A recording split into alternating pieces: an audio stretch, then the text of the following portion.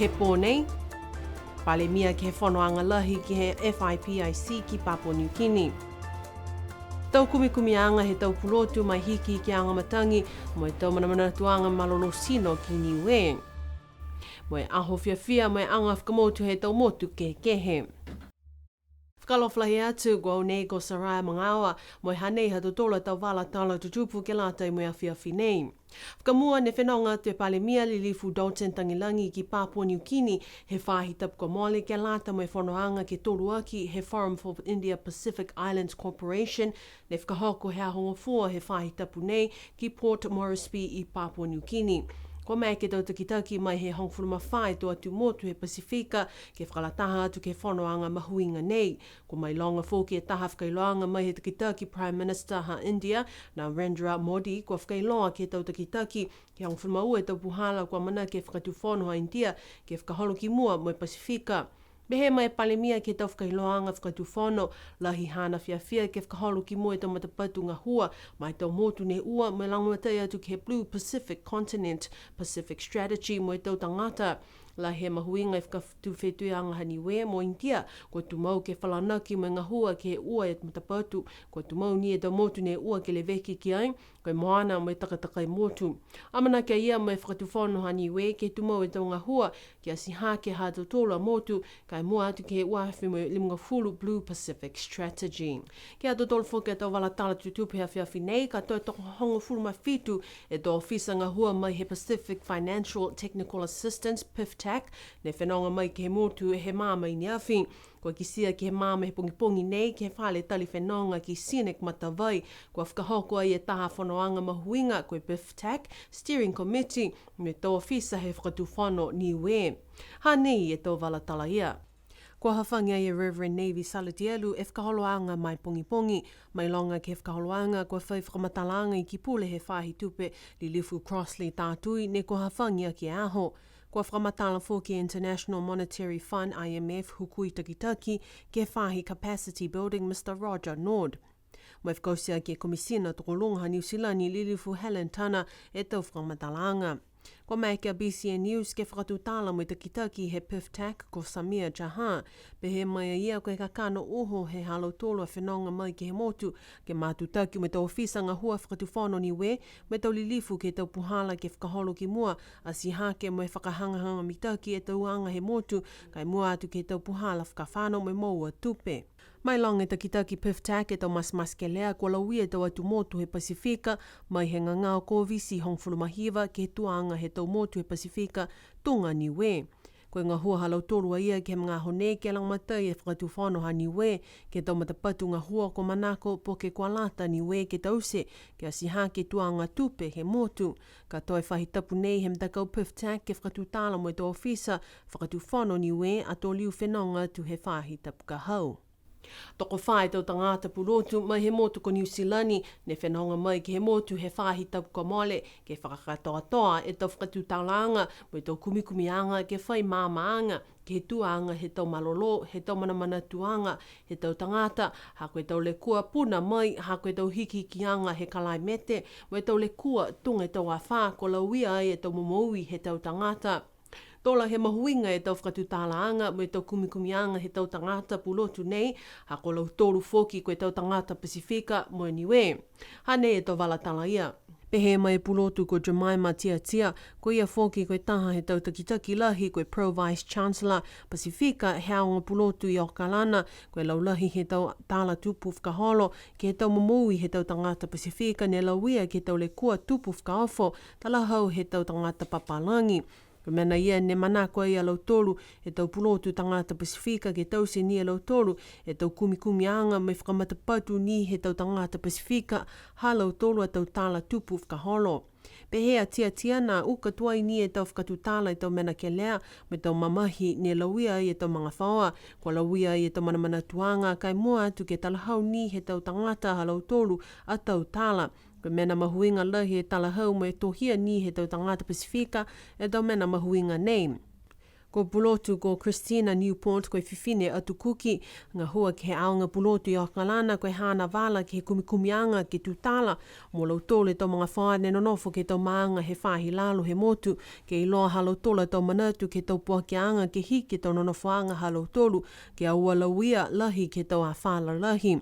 Kua kau whakalataha laua mo Jamal Talangi Vedriaki, mai taha pulotu mai he aonga pulotu Waikato University, koe pulotu ko Sione Vaka, mai he motu ko tanga, mai taha pulotu ke tau whahinga hua ke tau malolo, he tau manatuanga, he tau tangata koe whiwhine Niue ko Angeline he kau. Kua whakatutala BCN News mo Jamal he pungi nei, mai whakamama mai ia whala tau kumikumianga he tau pulotu ne ua mai he aonga pulotu ko Auckland University ki Niue.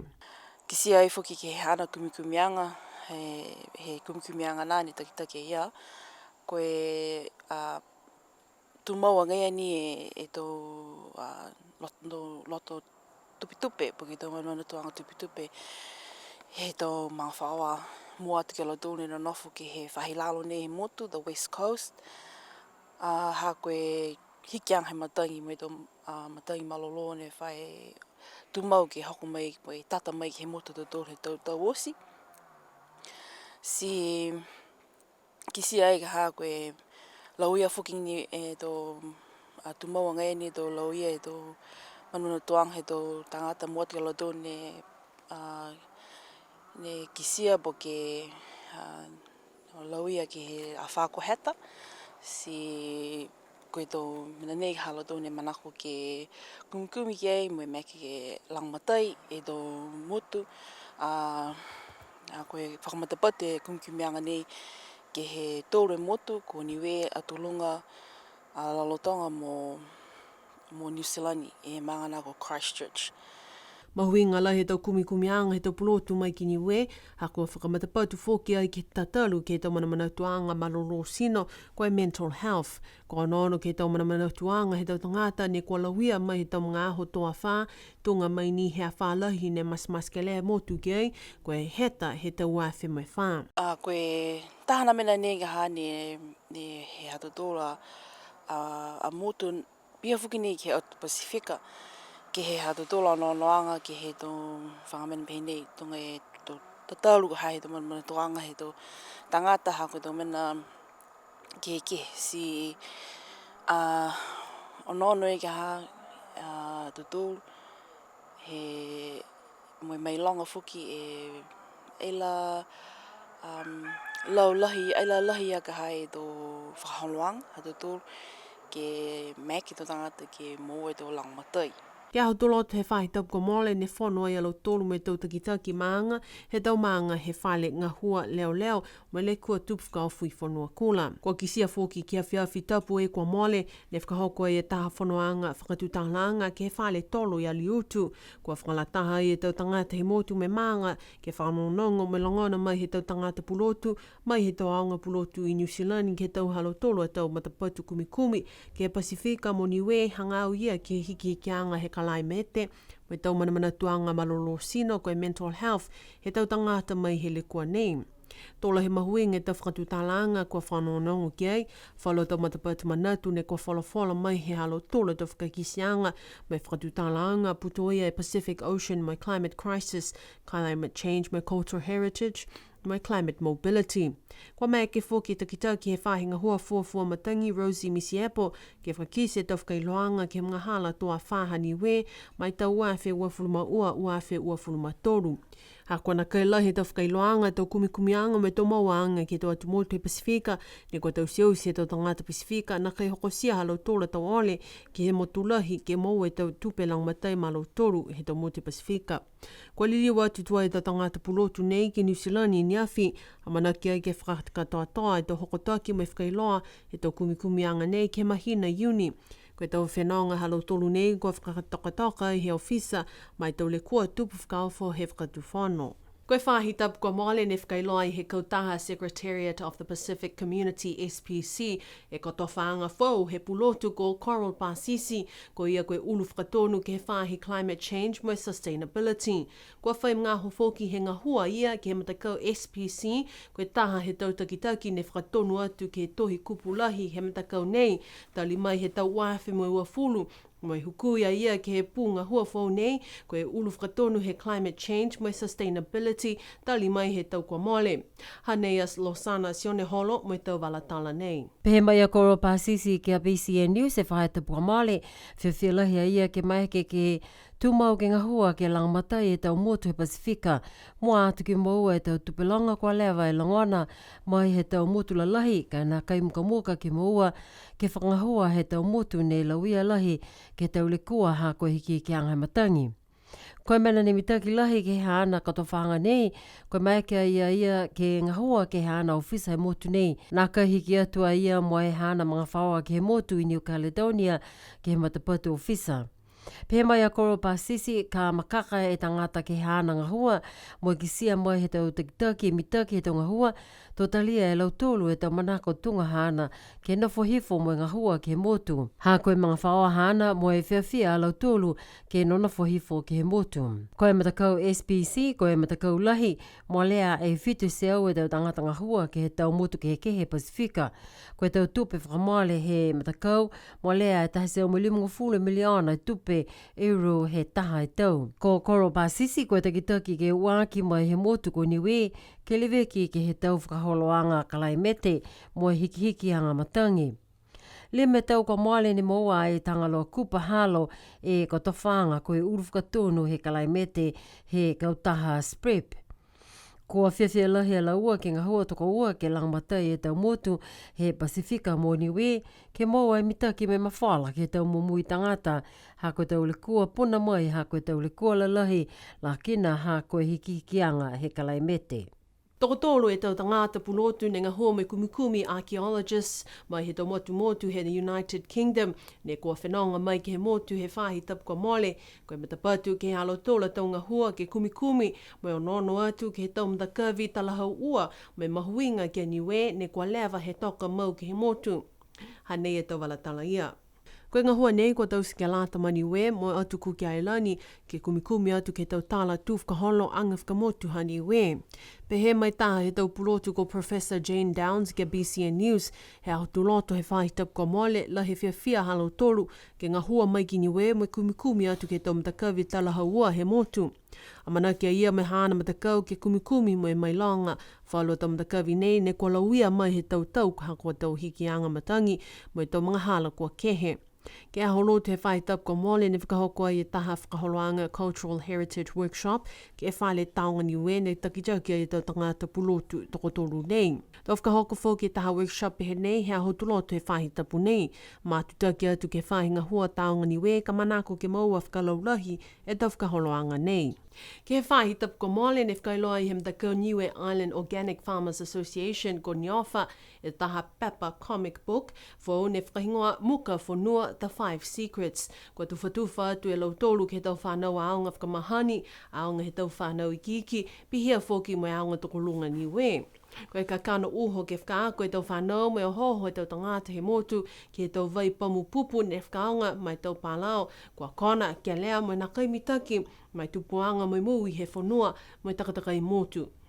Whakatutala BCN News me taha he tau takitaki komisi he mtakau Niofa he whahi tapu ko mole ke whakamama mai e ka kano uho he pepa nei ne whakahingoa ko muka whanua. Koe pepa nei koe ne tālanga i he matakau Niofa ke lata me tau whanau i kiki.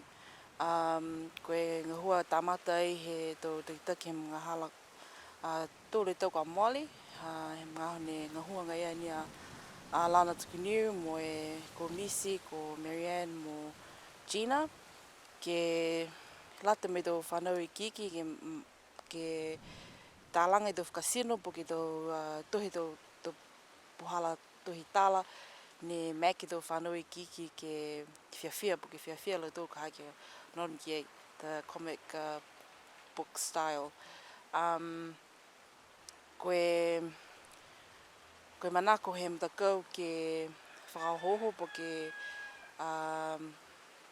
whakaako e tau whanau mai he tose ke he muni kiki ngai ke maama po ke iloa e tau puhala ho whanua mitaki ke lata mo e whanua, ke lata me tō malolo sino, e tō tangata, pia whoki mo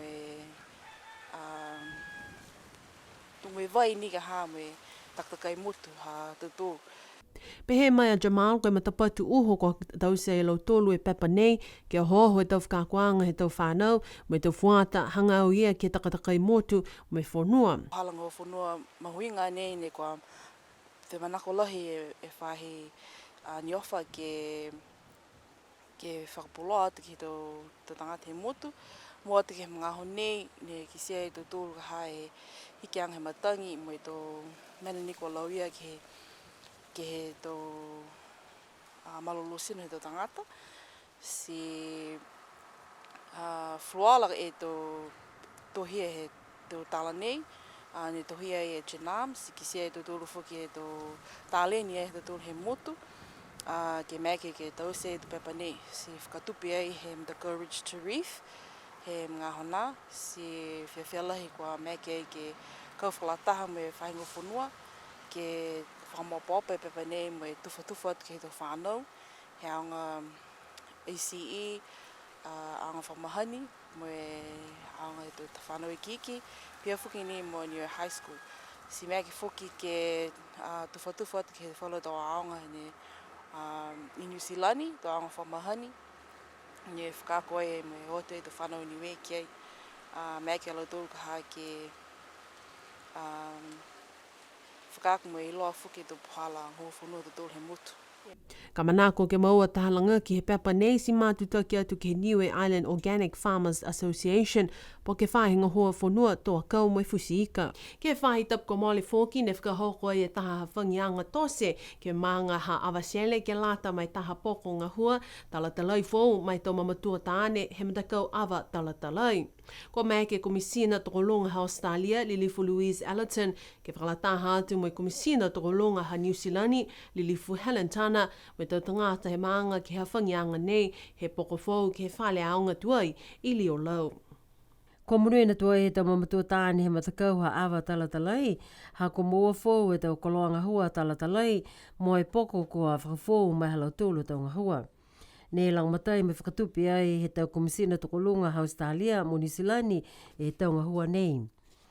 Ka manako ke moa whakalaulahi e tau whakailoanga hangao ia ke he tau tupe lang matai nei ko e Community Grants Program he komisina tokolunga ha Australia mo New Zealand si matutaki atu ke ofisa halau tūlu ki tā piu. Ke awhleile a ho hongwhumahiva he mahina nei ha me, koe whahi tap ko mole ne whakamanatua e whahi whakapula o tala, mo e leo BCN e tole tau mai he mga hone vela e whalinga hua ha BCN he tau uawhi mo e ua whunu. Mole e tahi miliona tālane ko mou he awhi ke he tau poko ngā hua ha BCN he tole tau ko mole. Pese ni hena kaila whai lang matai mai e whakatuwhono ke whakafou e whale whakapuloa. Tu maua ngai ni e tau ngā hua TV leo taongo mai kupanga hila ha BCN ke lata mai tau tangata ne ko tumau ke onono. Whanongonongo mai tau mai ki he tau wala tala tutupu kua tuku atu he whahinga hua whakapuloa. Ke au whaiumu whoki he whahi tapka mole ne whakahoko ai e taha whakaholoanga kōli mo e lolongo whiawhia ke whale he tau taonga Niue i Halamahanga kua whakamatapatu e whakaholoanga nei ke lata mai aho UNESCO International Day on Diversity of Cultural Expressions. Tokolonga e tau tangata kua whakalataha atu ke he whakawhiawhianga nei kua ki sia whoki e furufluala he tau leo lolongo he tau atumotu ke he kehe ne kua nonofo mai ki Niue. Hanei e tau wala tala ia.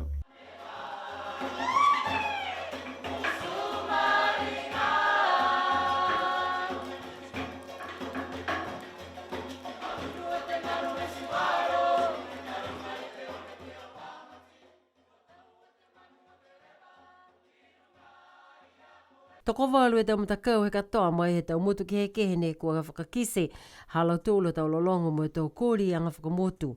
Poto ia e tau motu ha Kuki Islandi, Maori, Papua New Guinea, Filipino, Samoa, Amerika, Saina, mo Tonga. Ua veweanga tau lolongo he anga whaiumu kua sivia e ke he lolongo wangahau Niue me tau lolongo anga whakamotu he tau motu ke he kehe. Matakau ha Filipino ne kua kautū ke he tau lolongo Niue tō ua e Kuki Islandi me tūtolu e matakau Maori. Hanei whaulu e tau lolongo fulfuruala he tau matakau mai he tau motu ke he kehe.